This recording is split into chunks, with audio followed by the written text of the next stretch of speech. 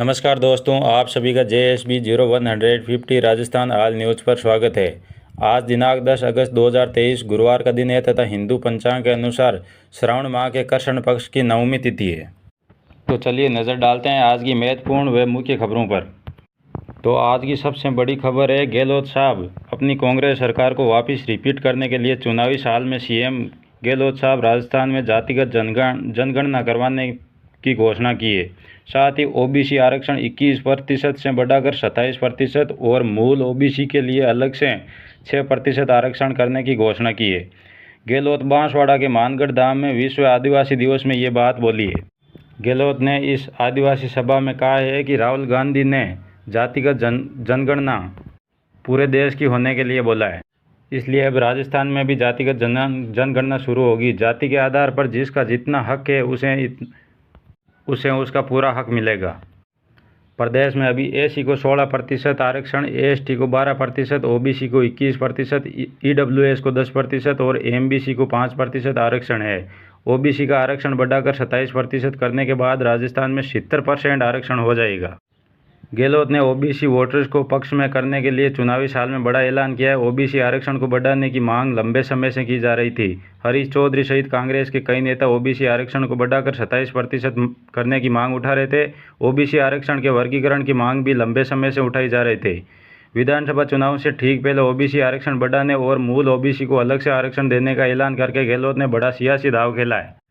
इसलिए जातिगत जनगणना कराने की सीएम ने घोषणा तो जरूर कर दी, लेकिन इसे पूरा करने में बहुत अभी वक्त लगेगा। जातिगत जनगणना के लिए घर घर जाकर सर्वे करना होता है। इसके लिए पूरी प्रशासनिक मशीनरी को जनगणना की तर्ज पर फील्ड में उतारना होगा। 3 महीने बाद अक्टूबर के पहले सप्ताह में आचार संहिता लगभग तय है। इससे पहले तैयारी में भी वक्त लगेगा। चुनाव आने के कारण भी इसका काम प्रभावित होगा। मोटे अनुमान के अनुसार इस काम के लिए साल भर का वक्त चाहिए। राजस्थान में ओबीसी में लगभग 82 जातियां हैं। जो वीडियो के अंत तक बने रहे, मैं आपको बता दूं कौन कौन सी जातियां ओबीसी के अंदर आती है। ओबीसी की राज्य सूची में शामिल जातियों में यादव, बड़वा, राव, बागरिया, बंजारा, जांगीड़, सुतार, बड़बूजा, छिप्पानामा, रंगरेज, देशांतरी, दमामी, राण, रावणा, राजपूत, दर्जी, धाकड़, कहार, कीर, मल्लाह, निषाद, गडरिया, गाडरी, गायरी, गाड़िया, लोहार, गांची, तेली, गिरी, गुसाई, गुर्जर, जावा, सिरवी, जुलाहा, जोगीनाथ, सिद्ध, कछावा, कलाल, टाक, कंडेरा, कलवी, पटेल, पाटीदार, आंजना, डागी, प्रजापत, कुमावत, लखेरा, लोधी, लोधा, पांचाल, फकीर, माली, सैनी, बागवान, मेरात, काठात, मेरासी, ढोली, लंगा, मांगड़ियार, मोगिया, नाई, सेन, ओड, पटवा, रायका, रेबारी, रावत, स्वामी, साध, साटिया, सिंधी, सिंकलिंगरी, स्वर्णकार, सोनी, ठठेरा, तमोली, जाट, राय, सिख, हलाली, कसाई, डांगी, लोधी, सोंदिया, बिश्नोई, फारूकी, भाटियारा, सिलावट, धोबी, कूंजड़ा, सपेरा, मदारी, जागीरदार, बाजीगर, नट, गद्दी, नागौरी, सिंधी, मुसलमान, मुल्तानी, मोची, देशवाली, कोतवाली, चौकीदार और अनाथ बच्चे। इस प्रकार ये लगभग ओबीसी की जातियां पूरी आ गई। आगे की खबर की बात करें तो भाजपा भी अपनी सरकार को सत्ता में लाने के लिए पूरा दमखम दिखा रही है। बीजेपी राजस्थान में अपना मुख्यमंत्री बनाने के लिए अब की बार मोदी खुद अपने चेहरे को लेकर चुनाव लड़ेंगे। वो राजस्थान की कमज़ोर सीटों पर सांसदों को विधानसभा चुनाव लड़ाएगी।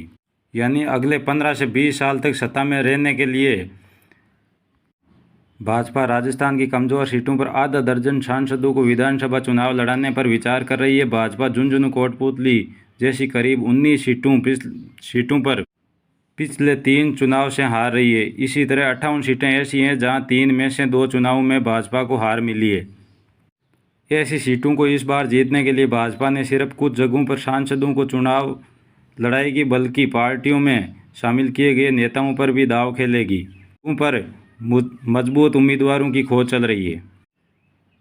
पार्टी में सूत्रों का कहना है कि राजस्थान में नए चेहरों को आगे लाने के लिए गुजरात मॉडल की तर्ज पर टिकट बंटवारा होगा। पिछले साल गुजरात में हुए चुनाव में पार्टी ने मौजूदा 45 विधायकों के टिकट काटकर नए चेहरों को मौजूद मैदान में उतारा था।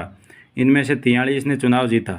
ऐसे में राजस्थान में भाजपा की तैयारी है कि पिछली बार उतारे गए 2 उम्मीदवारों में से जिताऊ को ही टिकट दिया जाए। गुजरात के मॉडल पर बहुत सारे नेताओं को रिटायर किया जा सकता है और ज़्यादा उम्र वाले विधायकों के टिकट को लेकर भी पार्टी में एक लाइन लेकर चल रही है कि अगर नया चेहरा दमदार नहीं मिल रहा है तो फिर सक्रियता को अहमियत देते हुए उम्र की पाबंदी नहीं रखी जाएगी। मतलब 75 साल से ज़्यादा उम्र वालों को भी उनकी योग्यता के आधार पर आंका जाएगा।